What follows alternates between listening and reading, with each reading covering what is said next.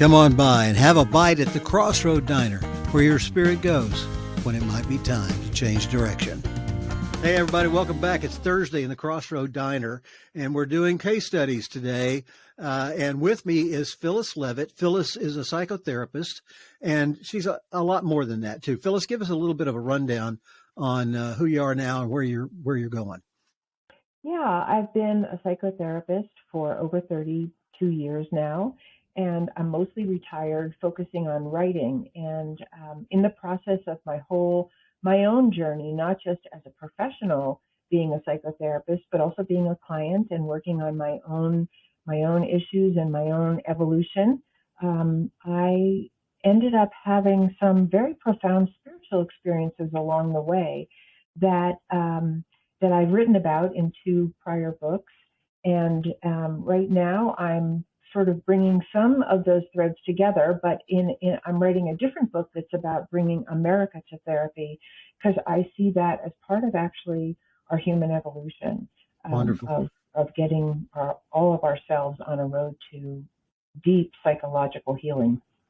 Well, you understand the premise of the diner is that notion that you come to an awareness at some point that the track you're on, however you got there, either it was imposed upon you or you chose it, is not resonating as authentic, and it feels, and you don't know where to go from there. And but you know that something's wrong. Tell us your story, and please include this business about the spiritual journey that made itself known to you. Thank you.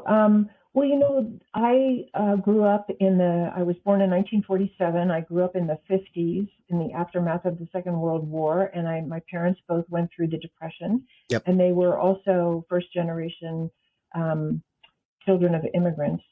And so I grew up in a very, in a mindset of you get a good job, you get married, you have kids, and that's success in life. And I was never that. I was never on that track. I tried to be, and I ended up having a psychotherapy practice, which was totally acceptable. But right. I just was never that person. And I had spiritual experiences from a very young age. They were very brief and very scattered, but I had some very beautiful out-of-body experiences. I had experiences of the earth speaking to me in language that I could understand. And I just had moments of divine connection to a profound sense of love and belonging that I wasn't feeling in my childhood. So those things sort of peppered through my life. But at a certain point, I really realized that I needed to heal something in my own childhood. And I went to therapy, and therapy was just sort of coming into its own sort of right. a little bit more mainstream right. by the time I went. So I was on 2 tracks at once, and but I sort of switched from a spiritual road to a psychotherapy road.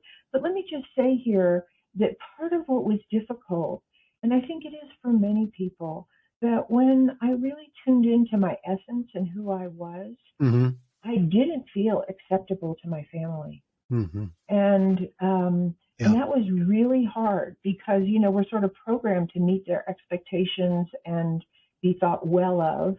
And honestly, today, I'm still the black sheep. So, and that's been a challenge. But you've had to come to terms with that and Absolutely. Make peace with it in some way, I would imagine. Absolutely, because I think the call to be my authentic self was stronger than the call to please an outward expectation on anybody's part. And I think that's part of a growth path. I think that's actually a good challenge, because I think we learn to be stronger by, having the courage. And I want to say imperfectly, I've had that courage at times, and I've lost it at times, and I've regained it at times. But I think the call to be, go ahead. You make an excellent point there. One of the things that is important about this show to me is that the people who creep up on this awareness thing that you're talking about are not at the place where you were when you said, I think the place I'm going is not going to be acceptable to my parents or my family, and mm-hmm. I'm going to have to live with that. I'm going to have to pay that price. Right. So I think that the notion that this is a process and that it will come and go is an informative process, not a you are wrong or you're not courageous. Right. It is definitely a process. And I think sometimes our processes are 2 steps forward, 1 step back. And I Yeah. think that's being human and embracing our frailty and our fallibility and our also the inner striving to still reunite with our most authentic self. And I think that's what that journey looks like for a lot of people. And it really, for me, wasn't just my family that I felt like a black sheep. I felt like a black sheep in the world. I'm not. I'm really finding that out as I grow older. There's so many people like me. Right. I'm not alone.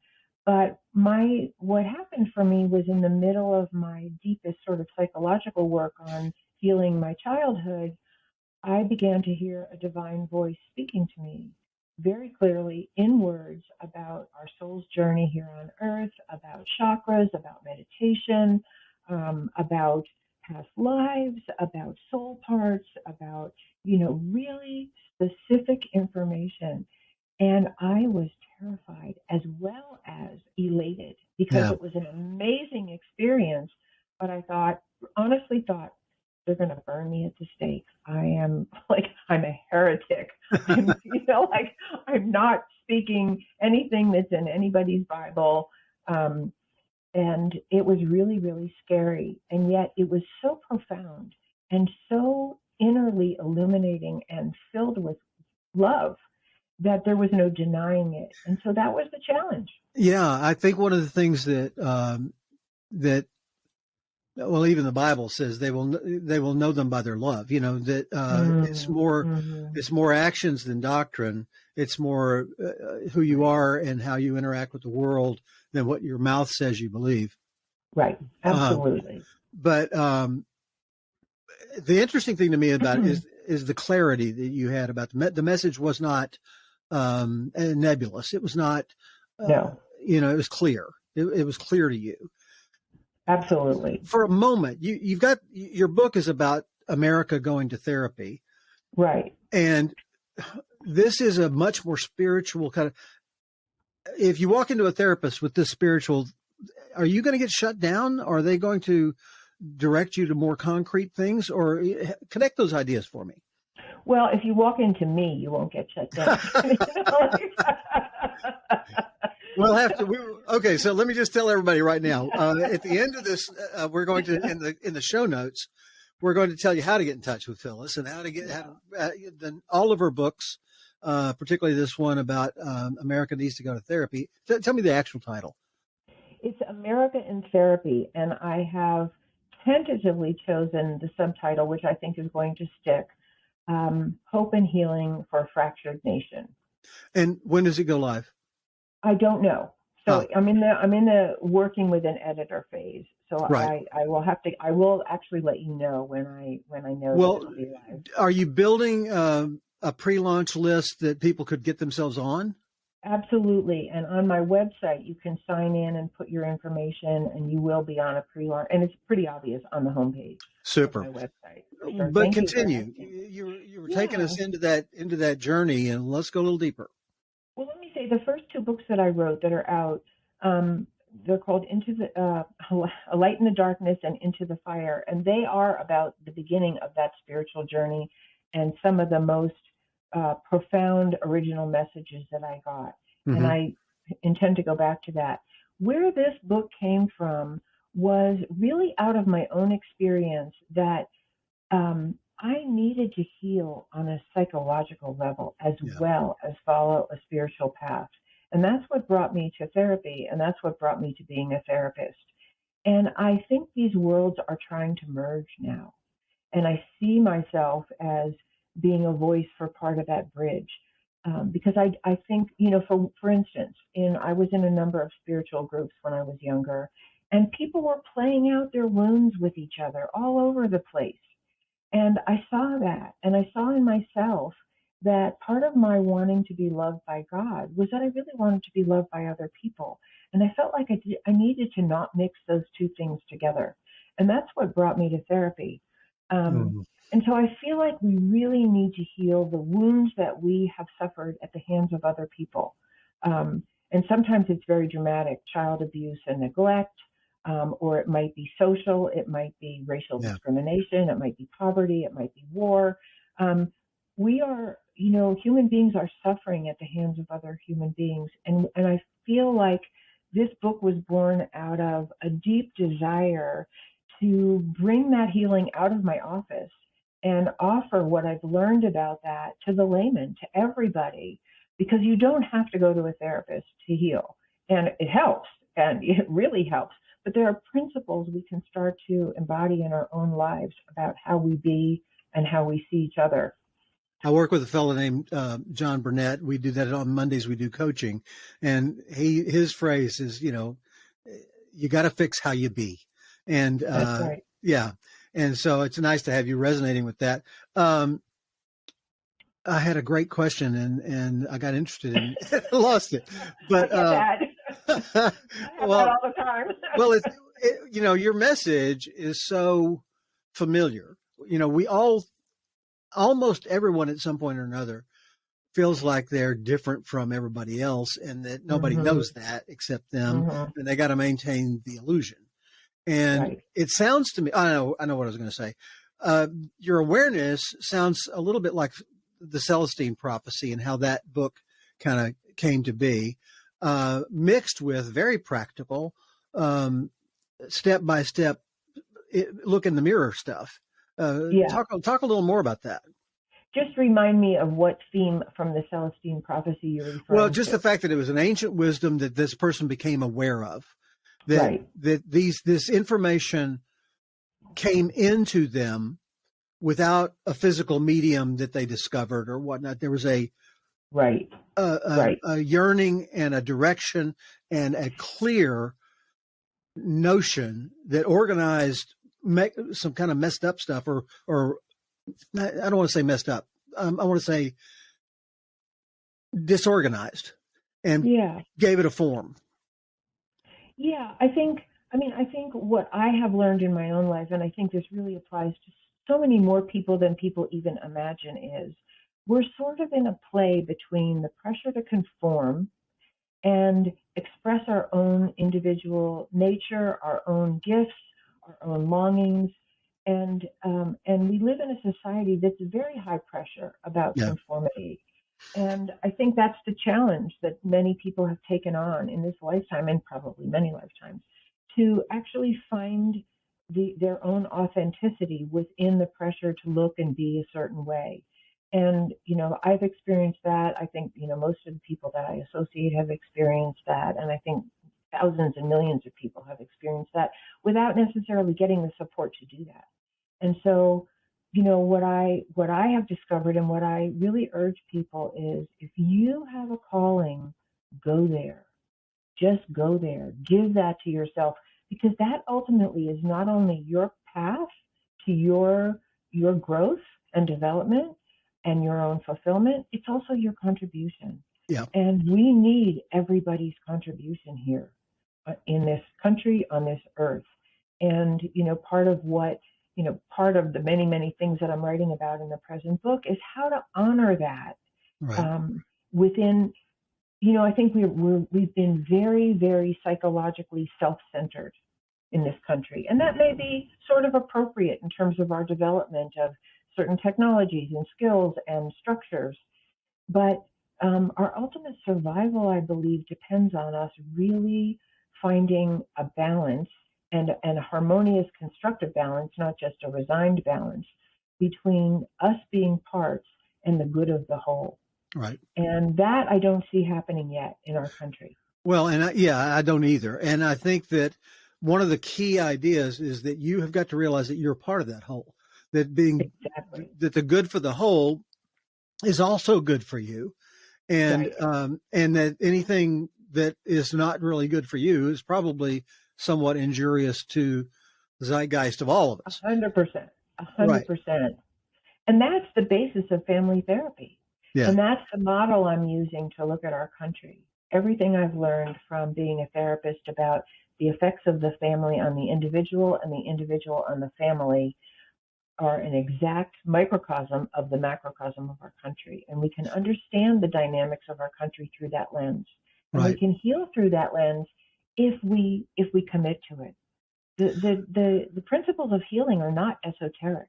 It's just that they don't align with hierarchy, power over, greed, racism, religious Control. persecution. Yeah, control.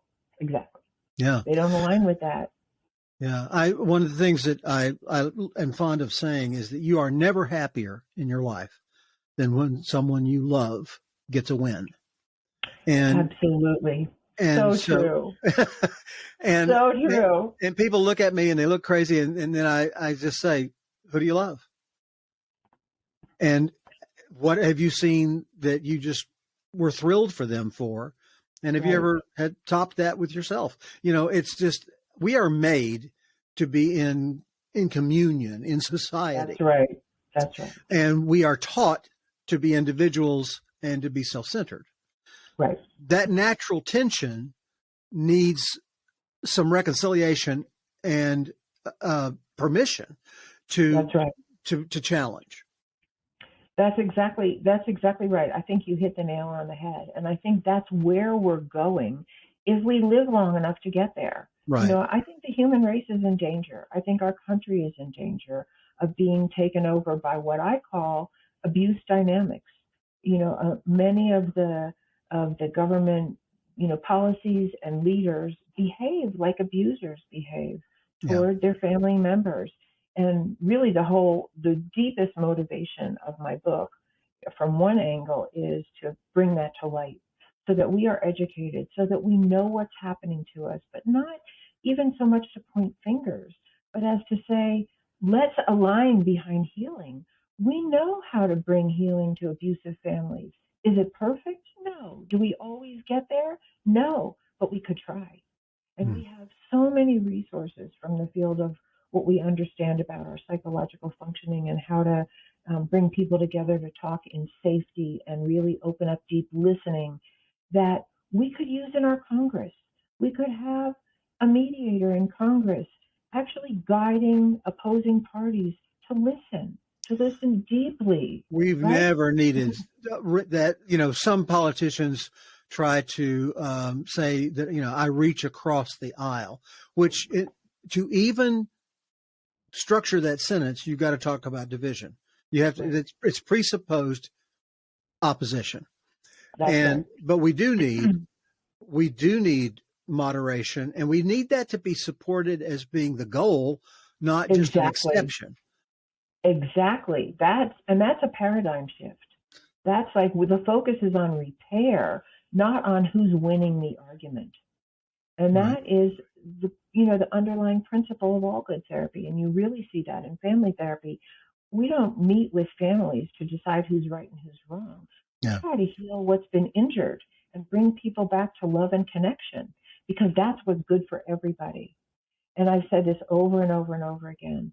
I've never met with one person who wanted more hate and violence in their life or divisiveness. People want more love. They want more connection. They want more cooperation. They want more fulfillment with other people. And the disconnect between what we want for ourselves and what we're allowing to take place in our country is frightening. I would completely agree. And a number of current events and individuals come to mind.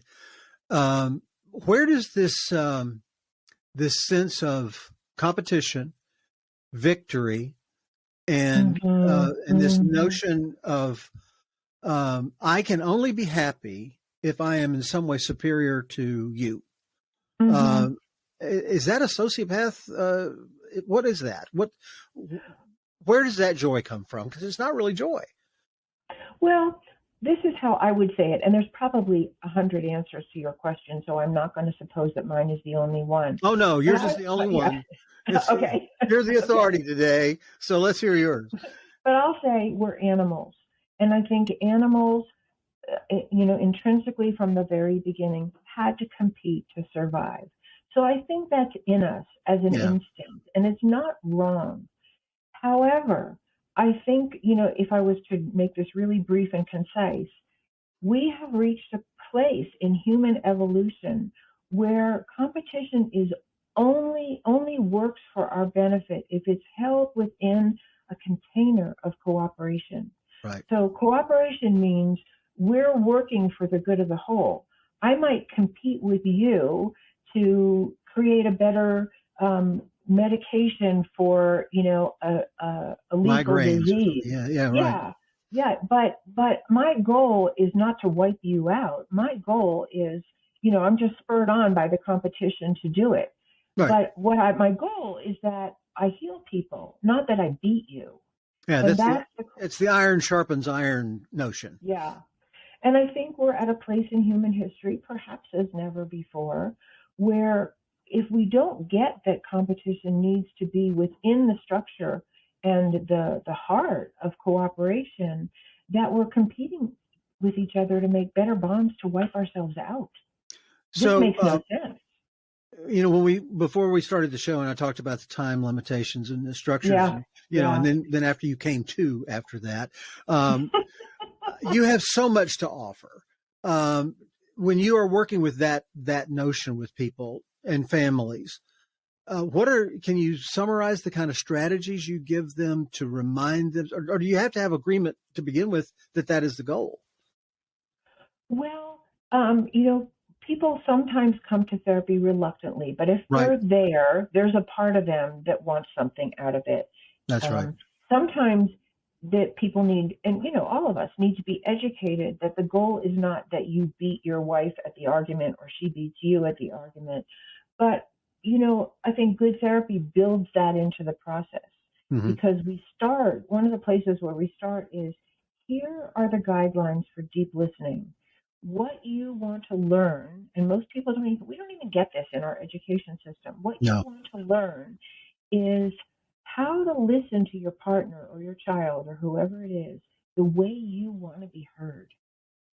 And that changes the focus. Oh, I don't want to be screamed at when I'm talking. I don't want to be interrupted when I'm talking. I want somebody to be listening deeply to my point of view and validate whatever they can in my perspective or my needs or my hurt or whatever it is. Mm-hmm. And that's what we teach people how to do. And I'm saying, if that was in Congress, we'd have a different country. Yeah, absolutely. We'd be on the road to, just a magnificent way to treat one another. And that would be a role model that would fan out. Unfortunately, the role models that we're seeing are fanning out and affecting our children. So you've given us a bunch of wonderful ideas to think about. And now I wish that we had the book so we could get our hands on it and start going through it. So let me encourage you to finish the dang thing and let us get to it. I'm putting my brains out on it. I know. I bet you are. What part of the world are you in? Where's home for you? I'm in Taos, New Mexico. Oh, well, that explains much. You're in the vortex. I'm in the vortex. You and I grew up in the same kind of range and period of time, and in a little bit of a fantasy of the American dream in this little tiny window that was my whole window. It was my whole life. So, by the time I got to be 10 or 12 years old and things started changing, I thought the world was coming to an end. And so, and that's just perspective. My parents were like, I told you we had to be rooted in, you got to have a good job, got to have an education. So here's what I want folks to be able to take away from this, that there is a way to learn more, reaching out to you, that there's a heck of a lot more to learn, but that it's not just philosophy in many ways, philosophy-based techniques. Right. It's not. It's practical. It's practical. And so one of the things I want to do, I'm going to make you an offer when we get off the phone here, is some ways that maybe you can help our audience with some of those practical techniques. And but in the meantime, I just want to thank you for being on and for opening our eyes to some of this. Well, thank you so much. You have been an amazing podcast host, and I'm so appreciative that you invited me to share with you today. I really am. Honestly, I mean that from my heart. Thank you. I just want to wrap this up with the notion that as we go through life, we're going to pay a price for all the choices that we make. It's going to cost us something to go to college and learn things. It's going to cost us to learn a trade and really figure out how to make this or that work. If you're going to pay a price anyway, pay a price to do something that you're called to do, because because your contribution from that is going to be better, and your personal sense of fulfillment is going to be better. I couldn't agree with you more. I think it's worth every ounce of courage it takes. It's worth every roadblock that you get through. It's worth where you come out on the other side, on a continuum that we keep going and keeping on coming out the other side. And I want to just say that confrontation, or that bucking up and being who it is that you are, always has some kind of a prize. It doesn't mean that you, like in your case, you're still the black sheep, and you've realized that's what you have to do because their problem is they can't expand and make a box big enough to hold their fears in your reality. So, but that's not always the case. That's not always the price that has to be paid. My little brother was special needs, and when he stood up to our father and defied him, I thought he was going to be killed that day. But it turned out to be the turning point. That was the thing that my father needed to see that he could make it. Beautiful. That he had a glimmer of self, and could set a boundary. And it was hard for everybody to go through that, but the outcome was such a blessing, such a remarkable blessing. And you've got to have the courage to do those things, because it may only be a blessing for you and the people you touch hereafter. Right. What a blessing for your father, and what an amazing man that he was, that he could grow in response to his child. And sometimes people do, and sometimes they don't. And we just have to accept it all. That's right. Phyllis Levit, thank you for being in the Crossroad Diner with us today and giving us some insights on how to hold and organize our mind as we come to that place where we say, is this me, or do I have to find me in another place? Yeah. Beautiful. Thank you. Okay. Hey, everybody, be with us on Monday. We're going to do some technique work on this and other kinds of topics every Monday in the Crossroad Diner. And, of course, those are archived, so you can get them whenever you want to. And on Thursdays, we have good opportunities to talk to folks like Phyllis and get practical action on how those theories work themselves out in life, and the costs and the benefits that produces. Phyllis Levit, thanks for being on the Diner. Everybody, we'll see you next Monday. Come on by and have a bite at the Crossroad Diner, where your spirit goes when it might be time to change direction. Our video version of the podcast is on YouTube, and the audio version is most of the places that you can find podcasts. We release coaching podcasts on Monday, and on Thursdays we release new case studies of people who have spent some time in the diner, so you can learn how they went about making their next decision. See you next time.